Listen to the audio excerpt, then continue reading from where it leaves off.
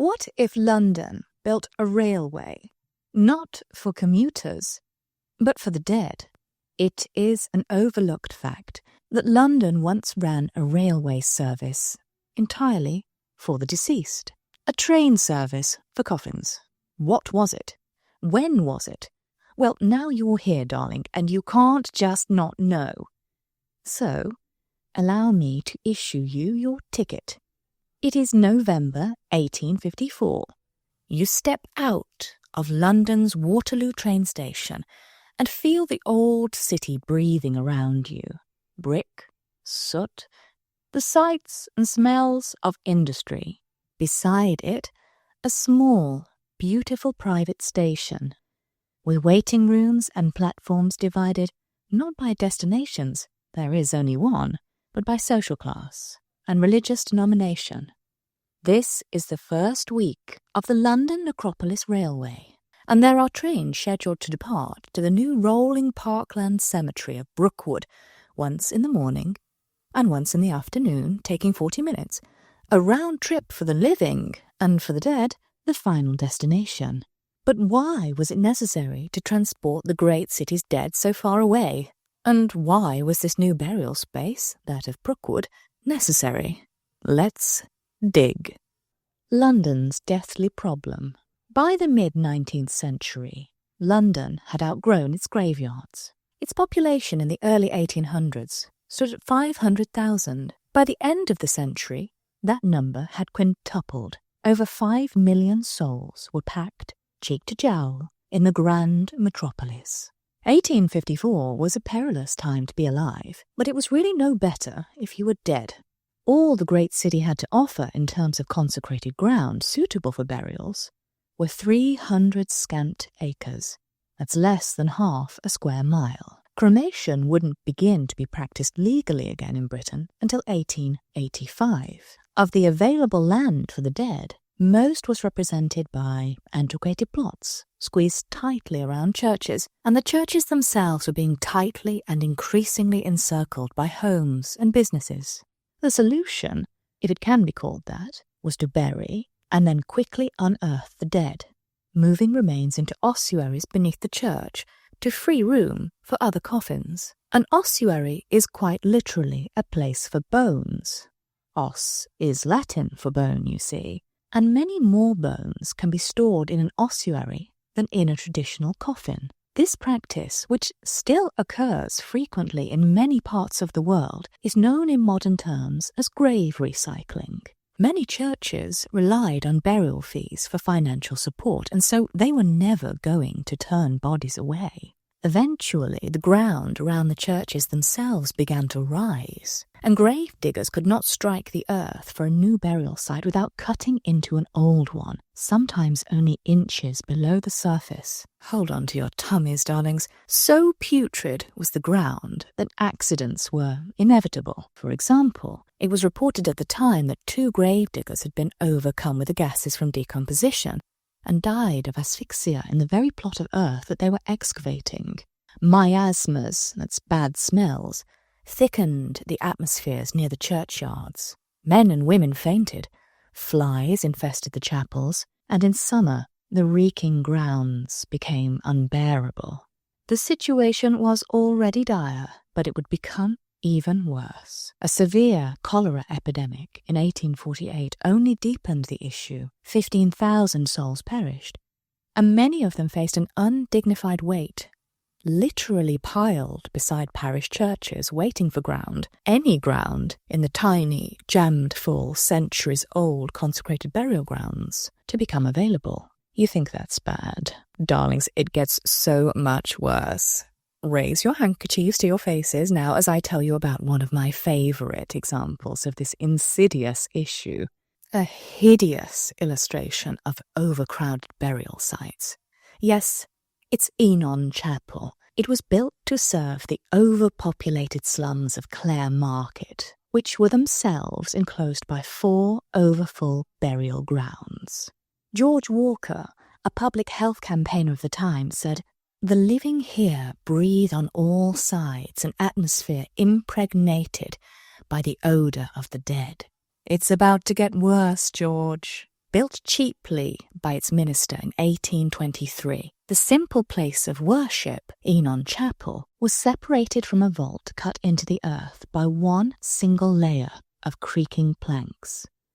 Make no mistake, there was money to be made in burials, and its Baptist minister, Mr. Horse, ensured that he undercut all competition in the area. Trade was very brisk, fueled by the disease and poverty of the surrounding impoverished area. Accessed via a dismal, dingy court, Enon Chapel had no graveyard, yet it was accepting the remains of up to 10 people per day. Below the planking, a pit had been excavated. It was there that the dear Reverend was stacking the coffins, right up to the ceiling of the vault, which you will remember is also the floor of the chapel. The space was a mere 59 feet by 29 feet. Beneath it, a sewer ran. Unsurprisingly, Enon Chapel mostly lacked a congregation. For the better part, they very sensibly left. The noxious scent of decay and the infestations of insects worsened as beneath the floorboards thousands of coffins were continuously crammed. The sewer beneath the chapel ran as foul as you can imagine. When the minister passed away at the height of London's burial crisis 20 years later, the chapel ceased to be a place of worship, and no more remains were interred there. Instead, it was briefly a very morbid dance hall, where the operators boasted one could figuratively and somewhat literally dance on the dead for the sum of 3 pence. Stockings and shoes were required. As for the dead of Enon Chapel, removed eventually, after an enormous pyramid of their bones was displayed by the surgeon George Walker, who also cleared the chapel at his own expense. This vile exhibition contributed to the reforms and laws which would see all burial sites in metropolitan London closed. The scandal of Enon Chapel rocked Victorian society. So then, what to do with the ever-multiplying dead? A first-class departure. Enter the London Necropolis Company with a starkly modern idea. If London couldn't safely bury its citizens at home, it would export them by train. 23 miles from the smoke and politics of the metropolis, the company purchased vast tracts of Surrey heath and marsh, drained it, prepared the land with tasteful shrubs and trees, and cut a branch line into what would become Brookwood Cemetery, the largest in the world. On the 13th of November 1854, the first scheduled train left a purpose-built terminus beside Waterloo. Brookwood's Southern Anglican ground had been consecrated the week before. 2 cemetery stations awaited the train.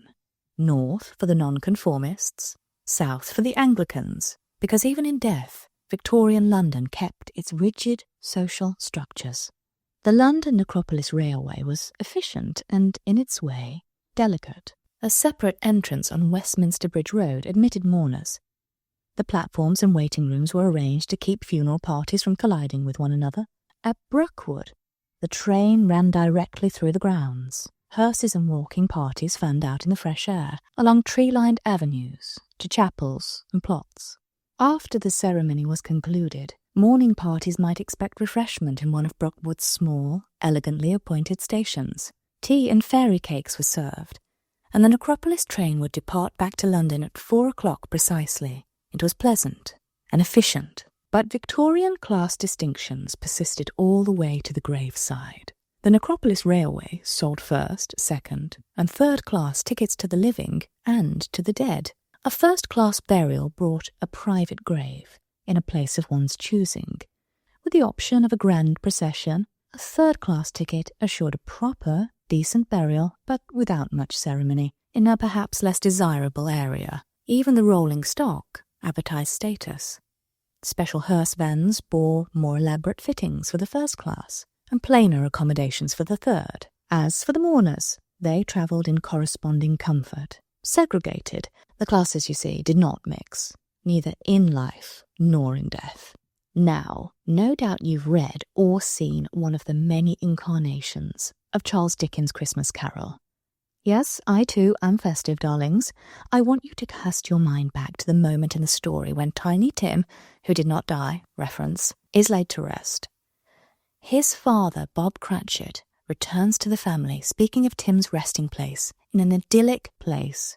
It would have done you good to see how green a place it is, but you'll see it often, says Bob to the family. Now contrast this with the scene of Ebenezer Scrooge's grave, unwholesome, walled in, tightly packed.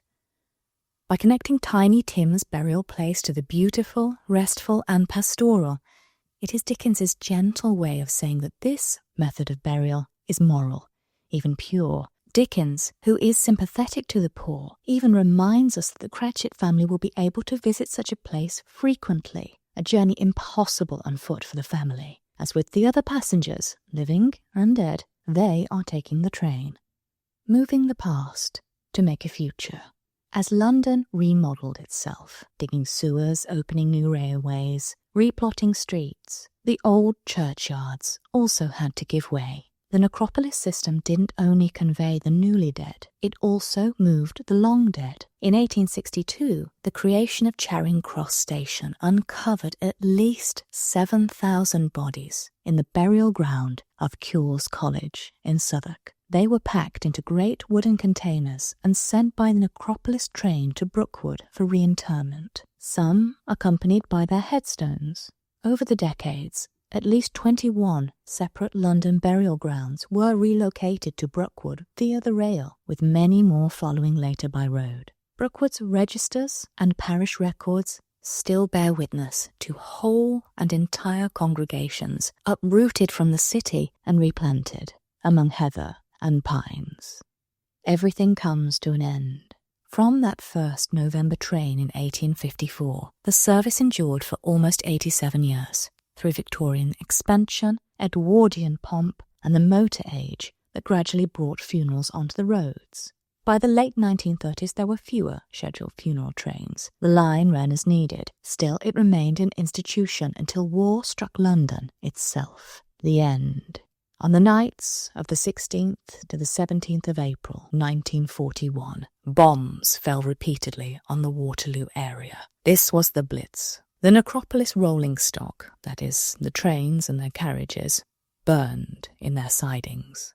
The connecting arch to the main line was damaged. Incendiaries and high explosives smashed the central section of the Westminster Bridge terminus. A few days earlier, on the 11th of April, the last recorded funeral party had ridden the line, bidding farewell to a Chelsea pensioner named Edward Irish. In May, the station was formally declared closed. The age of the funeral train was over. London's dead and the railway. The London Necropolis Railway is one of those perfect Victorian inventions. Practical, theatrical, sanitary, and utterly morbid, it offered a locomotive engineering solution to a moral problem. If you visit today, you won't find much of the Necropolis line remaining at Waterloo Station, but at Brookwood itself, fragments remain, the trace of a track, the avenues that once received trains. Railways and the dead in London still go hand in hand, just not in the manner of the Necropolis line. No, every so often, when ground is open to excavations, for example when Aldgate Tube Line was being created, or when the Elizabeth Tube ticket station was being built, construction workers will sometimes come across tangled deposits of thousands of skeletons. These are the remains of London's plague pits. And if archaeologists are correct, then there ought to be another 50,000 plague victims interred around the city, yet to be discovered. The city is honeycombed with graves. As historian Catherine Arnold observes, there is a curious and otherwise inexplicable bend in the Piccadilly line as it runs eastward from South Kensington. Between Knightsbridge and South Kensington, the tunnel does not take the most efficient route, but it veers, and rather violently too. In fact, she notes, the tunnel curves because it was impossible to bore through the mass of skeletal remains buried beneath Hyde Park. Beneath the park's lawns, the ground was found to be unnaturally dense, too much even for the boring machines and picks. This was no chalk or clay, but interlocked human bone. These were the piled skeletons of 17th century Londoners, victims of the Great Plague, hastily buried when death outpaced ceremony. By the time the underground engineers came with their drills 2 centuries later, the plague pit had fossilized into a giant stratum of calcium, a layer of pure human bone. So that's nice. Many of us are now more accustomed to discreet cremations and quiet burials, and it is hard for us to grasp the pure pageantry of Victorian grief. In that time, mourning did not pass quickly. Entire industries laboured to furnish the rituals of the dead. Milliners for black veils, printers for the mourning stationery, jewellers for jet and onyx, tailors for the severe cuts of the widow's bombazine dresses. That Victorian grief could support a railway line should come as no surprise. In that time, a bereaved household could be recognised from the street by the drawn blinds, the muffled door knocker, the scent of white lilies. Etiquette dictated that a widow might mourn for 2.5 years, cycling through full, half, and slight mourning, as if her grief itself were on a railway timetable. And for a brief time, it was. In conclusion, we're all passengers sharing the same line to our final destination. And on that note, I must depart. My train's here.